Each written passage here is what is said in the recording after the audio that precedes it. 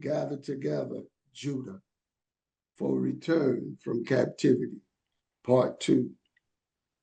As Palestinians are being cleared out of Gaza by the Zionist Israeli army, Yah is giving Yehuda instructions to start gathering together to prepare to leave from America, this land of captivity.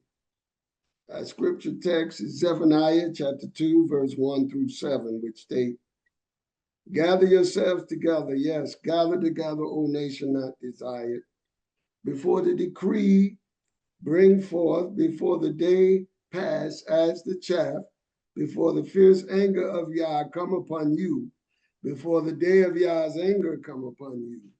Seek you Yah, all you meek of the earth, which have wrought his judgment. Seek righteousness, seek meekness, and maybe you shall be hid in the day of Yah's anger. For Gaza shall be forsaken, and Ashkelon a desolation. They shall drive out Ashdod at the noonday, and Ekron shall be rooted up. Woe unto the inhabitants of the sea coast, the nation of the Kerethites. The word of Yah is against you, O Canaan, the land of the Palestinians. I will even destroy thee, that there be no inhabitant. And the sea coast shall be dwellings and cottages for shepherds and folds for flocks. And the coast shall be for the remnant of the house of Yehuda. They shall feed thereupon. In the houses of Ashkelon shall they lie down in the evening. For Yah will visit, their Elohim shall visit them and turn away their captivity. Selah. As we see the events unfolding, the Israeli Zionists are attempting to clear the land for themselves to occupy. But this verse 7 of Zephaniah chapter 2 speaks of a Yehuda that's coming out of captivity.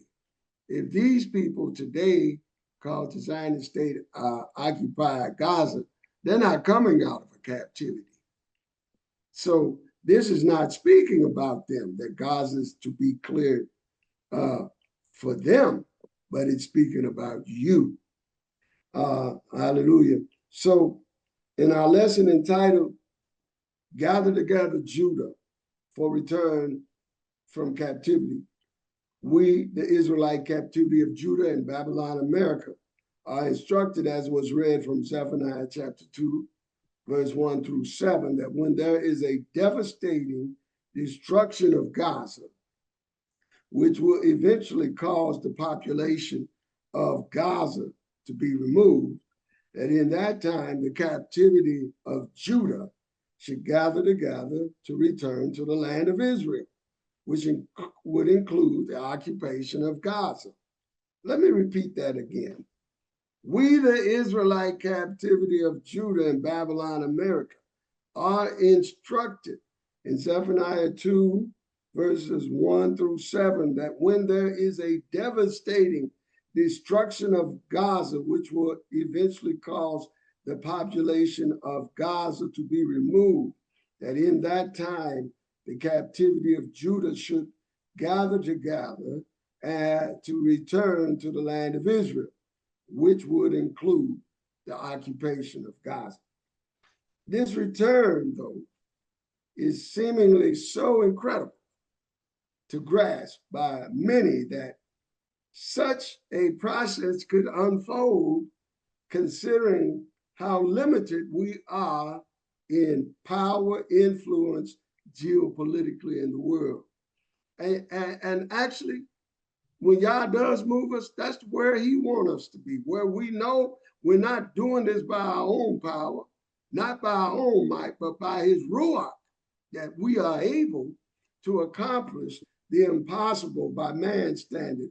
But as our master said, but with Yah, all things are possible. And this will be nothing short of a mighty revelation from the powerful presence of Yah, due to the fact he had already foretold and given us by Jeremiah the prophet in chapter 16, verses 14 and 15, that the way he will bring us out of this captivity in the land of the north will be so great and awesome, people will forget about how he brought us out of ancient Egypt. So I can say tonight, most confident, that though this incredible prophecy, which declares that at a certain point, when Gaza is forsaken of its population, he will bring us over there to occupy it. Even if we don't have a military, we don't have any geopolitical power influence at the UN, but guess what? We don't need that. We are interconnected to the creator of all heaven and earth.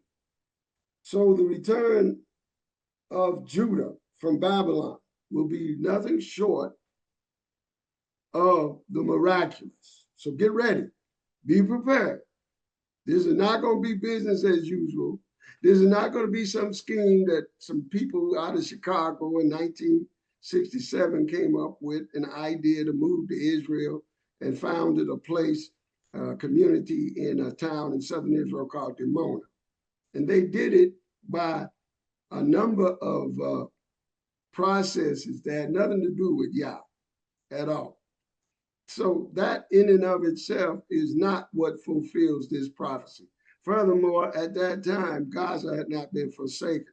So what they did was a false prophecy. See, sometimes if you read in chapter 13 of Deuteronomy, Yah will allow a false prophecy to happen so he can test and see whether you're going to fall for the okie doke or stay faithful to him and his word.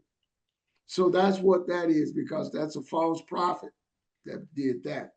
And Yah was waiting to see who were the Israelites that would follow that false prophet who was called Ben-Ami.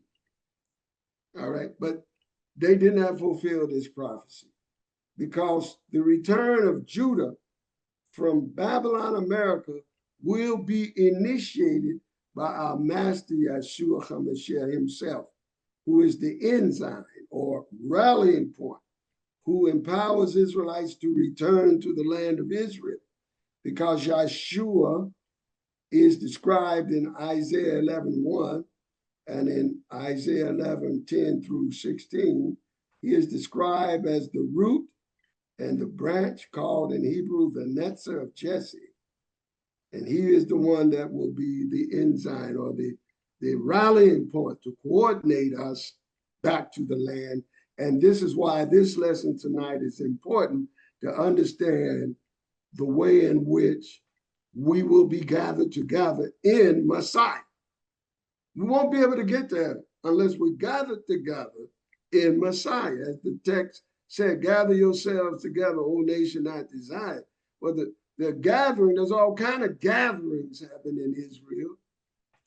Israelites we have these different seminars. We have all of these different programs, but there's only one way to gather together to make it into the promised land, and that is when we gather together in Yeshua, because he is the ensign, as stated in chapter 11 of verse 1 and chapter 11, verse 10 through 16, which describe him as the root of Jesse, a branch that will be the one to return us out of this captivity, as stated in Isaiah 11, verse 1 and chapter 11, verse 10 through 16, quote, and there shall come forth a rod out of the stem of Yeshai, and a branch shall grow out of his roots. And in that day there shall be a root of Jesse, which shall stand for an ensign of the people. To it the Gentiles shall seek, and his rest shall be glorious. And it shall come to pass in that day that Yah shall set his hand again the second time to recover the remnant of his people, which shall be left from Assyria, from Egypt, and from Pathros, and from Cush, and from Elam, and from Shinar, and from Hamath, and from the islands of the sea. And he shall set up an ensign for the nations, and assemble the outcast of Israel, and gather together the dispersed of Judah from the four corners of the earth. Oh, yes, the way in which he will so miraculously facilitate our return to the land, it will strike fear and reverence in the heart of the Gentile world. And he said he will show them how they are to assist your return back to the land. As it was in the days they left Egypt, the Egyptians assisted their leave of Egypt by giving them funds to leave, giving them money to leave. And yet this is going to be even greater than that. So that Yeshua will be an ensign for the nations. That means the nations will need to know the way to facilitate you coming back in the land. This is quite fascinating when you really read it from the way he's explaining it. And he's verse 12 of chapter 11 of Isaiah, he shall set up an ensign for the nations and assemble the outcast of Israel and gather together the dispersed of Judah from the four corners of the earth. The envy also of Ephraim shall depart, and the adversaries of Judah shall be cut off. Ephraim shall not envy Judah, and Judah shall not vex Ephraim. That means there's other Hebrews in other parts of the world other than just here in the Western Hemisphere, in the Americas. There's other Israelites in other parts of the world as well. And of course, unlike what we are from the West here in the Americas, they have different cultures. And many of them are very often from the 10 tribes, the 10 tribes called Ephraim. And usually for the Western Hemisphere Hebrews, there's usually somewhat of a clash when you put them together in the same room with the Eastern Hebrews from places like Ethiopia, Yemen, Iraq, and other places like that. There's usually a little clash. But Yah said he's going to he's going to heal that clash. That's coming. And then also it says they will fly, verse 14 of Isaiah 11, they shall fly upon the shoulders of the Palestinians or the Philistines toward the west. Now, the Philistines, the Palestinians, they live in two places associated with the west. They live in what is called the West Bank, which is west of the Jordan River, but also they live on the western coast of Israel on the Mediterranean at Gaza. And it's describing how we will combine with the other tribes, unite to come to occupy. Not like these settlers in Israel today that are some of the most obnoxious people and unrighteous people. No, this is going to be facilitated by Yah, not by crook or hook like the so-called settlers over there in the West Bank do today. But we shall fly upon the shoulders of the Palestinians in the West and shall plunder them of the East together. Now, the Palestinians, where are they in the East? Well, most of them, a large number of them live on the eastern side of the Jordan River in Jordan. And so many of them live there. Almost half the nation of Jordan is Palestinian. But also the Bedouin people of that Hashemite kingdom, these are really described here as also, they shall lay their hand upon Edom and Moab, and the children of Ammon shall obey them. This today comprises all of the lands of what we call today the state of Jordan. And many of those people there are descendants of ancient Edomites, Moabites, and Ammonites. All those kingdoms of ancient times are within the boundaries of modern day Jordan. So Jordan will have to come under Israelite dominion. These are great things that are coming. Verse 15, and Yah shall utterly destroy the tongue of the Egyptian sea. And with his mighty wind shall he shake his hand over the river and shall smite it into seven streams and make men go over dry shod. See, there's a canal that goes down through Egypt called the Suez Canal. Furthermore, the Arabian Peninsula or the Sinai Peninsula is on the Red Sea as well. Y'all saying there's some miraculous things he's preparing to do that will make it accessible for Hebrews in Africa to come on into the land. Already, right now, there's a lot of illegal immigrant African Hebrews that are in Israel now that have had to come through some of those routes already. And so this is happening. And then verse 16 says, and there shall be an highway for the remnant of his people, which shall be left from Assyria, like as it was to Israel in the day that he came up out of the land of Mizraim. There are Israelites that are still in the east.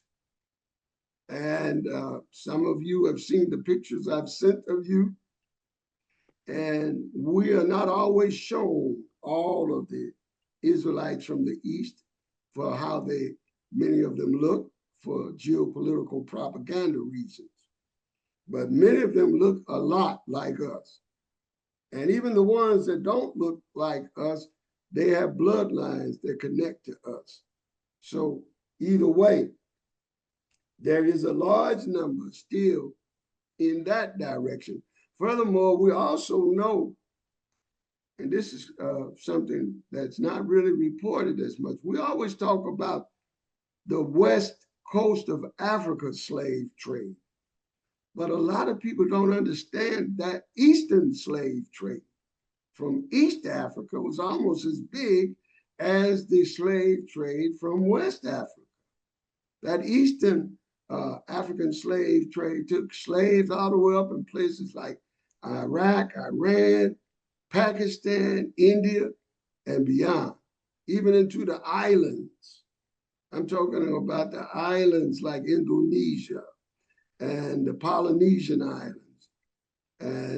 And all you have to do is look at some of the people in some of those areas as the Fiji Islands. You'll see exactly what I'm talking about. All right, and in fact, the way the slave trade was too, when the British and Portuguese, particularly the Spanish, when they took over places like the Philippines, some of the slaves that had transported from East Africa to the Philippines, they carried some of those slaves all the way over to Mexico, another one of their possessions.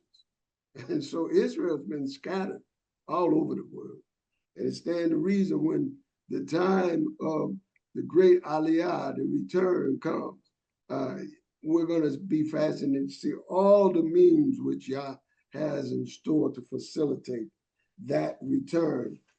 So for Israelites, it is important to understand the signs of the times in order to know what Israel ought to do now, as we see, for instance, events taking place in Gaza, which already we read, Zephaniah chapter 2, verses 1 through 7, saying, you need to watch that. You need to begin to prepare to gather. You need to begin to be ready to leave. All right, as stated in 1 Chronicles chapter 12, verse 32, it is important that we understand the signs of the times to know what Israel should do. This is quoted in 1 Chronicles chapter 12, verse 32 about the children of Issachar. That tribe, it says of them, and of the children of Issachar, which were men that had understanding of the times, to know what Israel ought to do. So tonight, what are the times of Yahshua's plans gathering Israelites to leave Babylon, America. And what are the preparations for that departure? According to Zephaniah chapter 2, verses 1 through 7, the call for Israel to gather together to leave American captivity is described as being at a time when Gaza will be abandoned by its inhabitants. It is yet to be seen whether this current genocide, ethnic cleansing situation by the Zionists upon the Palestinians will fulfill this prophecy of Judah's return from captivity, as cited in Zephaniah chapter 2, verse 4, and in verse 7, together which they quote, "For Gaza shall be forsaken, and Ashkelon a desolation. They shall dry out Ashdod at the noonday, and Ekron shall be rooted up, and the coast shall be for the remnant of the house of Judah. They shall feed thereupon. In the houses of Ashkelon shall they lie down in the evening. For Yah the Elohim shall visit them and turn away their captivity." So the circumstances taking place currently in Gaza seem to be very close to resembling events described in Zephaniah chapter 2, verses 4, and chapter 2, verse 7. And this current situation, as of now, should bear watching and praying. In the meantime, we should be reading and studying the prophecies, as stated in 1 Thessalonians chapter 5, verse 20 through 21, quote, "Despise not prophesying, prove all things, hold fast that which is good." So even though there may not yet be fulfillments of certain prophecies in the scriptures, there are certain lessons that we can draw from these prophecies for the present as prophetic trends develop before our eyes. For an instance, in Zephaniah chapter 2, verse 1, which states, "Gather yourselves together, yea, gather together, O nation not desire." The phrase, "gather yourselves together," is extremely important for Israelites to understand at all times, in addition to the specific time when Judah leaves Babylon, America. This phrase is extremely important, namely because the word gather in this phrase, this word for gather used in the Hebrew is kashash, number 7191. Unlike the usual Hebrew words commonly used, such as adah, meaning assembly, or to assemble, or the Hebrew word kahel, which means to congregate, in reference to a Hebrew gathering or convocation. The word used here in Zephaniah 2:1, kashash, is a Hebrew word which means to foliage or seek out fellowship with other Israelites. Whether it's a small fellowship or a big fellowship group, Yah is telling Israelites to seek out fellowship with one another and do not isolate yourselves as some do, as cited in Hebrews 10, verse 25, which states, "Not forsaking the assembling of ourselves together, as the manner of some is, but exhorting one another, and so much the more, as we see the day approaching." See, there's a great day approaching. And we need gatherings, whether big or small, many or few, where these things can be rehearsed at all times. This is what it means in Zephaniah 2, verse 1, "Gather yourselves." A lot of people think it's just calling about some big nationalistic group gathering.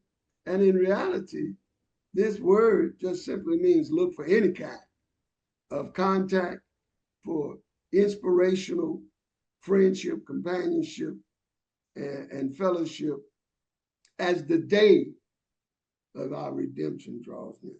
So in Zephaniah 2, as we see the day of redemption, and judgment drawing near, we need to have some sort of fellowship time with other Israelites for prayer, study, and worship together more than ever before. This is what kasha means. It doesn't always just mean some big group gathering. It means it's some kind of gathering like to foliage something, which is like when you walk a pet outside and you always wonder why his nose all on the ground, sniffing and hunting for something. Well, that's what you call foraging. Well, basically, God's saying Israelites need to be foraging each other like that, hunting each other out, but maybe by phone calls, Zoom calls, or in-person visitations. This is a time for Israelites to get used to fellowshipping with each other and going over these matters as the day is approaching. So in Zephaniah 2, as we see the day of redemption and judgment drawing near, we need to have some sort of fellowship time with other Israelites for prayer, study, and worship together all the time. Because when the time actually happens to leave America, it will be in these fellowship formations centered around the pure Nazari teachings of Yeshua. Those who keep the commandments and have the true testimony of Yeshua, that they will be empowered by the Messiah to come out together as a nation. And it will grow out of these fellowship network gatherings, whether it's one or two or more in his name and he's in the midst, or bigger groups. It doesn't matter as long as you find that network of fellowship in review of all these truths. And that's what this word kasha means. It means you have to hunt for it sometimes. You may be in an isolated area where there's not a lot of people that are in this truth, but yet you want and you should desire to have a fellowship with people that's right on target with the true original teaching of the scriptures. We call it Nazari because that's what it was called in chapter 24, verse 5 of the books of Acts, translated as Nazareth. You need to get with some kind of Nazari fellowship because that's the fellowship that the Apostle Paul taught in, as borne witness to in chapter 24, verse 5. That's the kind of fellowship that not only him, but the apostles taught in. And this was the fellowship in which our master Yeshua taught in. So there's all kind of different Israelite groups, but the key is the one that's in Messiah Yeshua. When it says, gather yourselves together.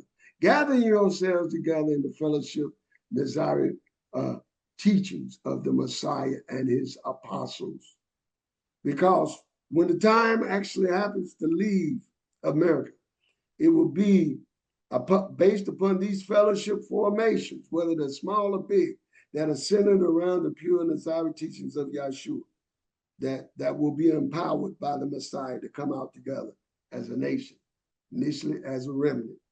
So the word in verse 1 of Zephaniah 2 means that Israelites who want to unify as a nation need first to consistently unify with Nazari pure doctrine fellowship of other Israelites faithfully and not forsake a regular attendance as some do. Now we will be doing some series regarding what Nazari teaching is.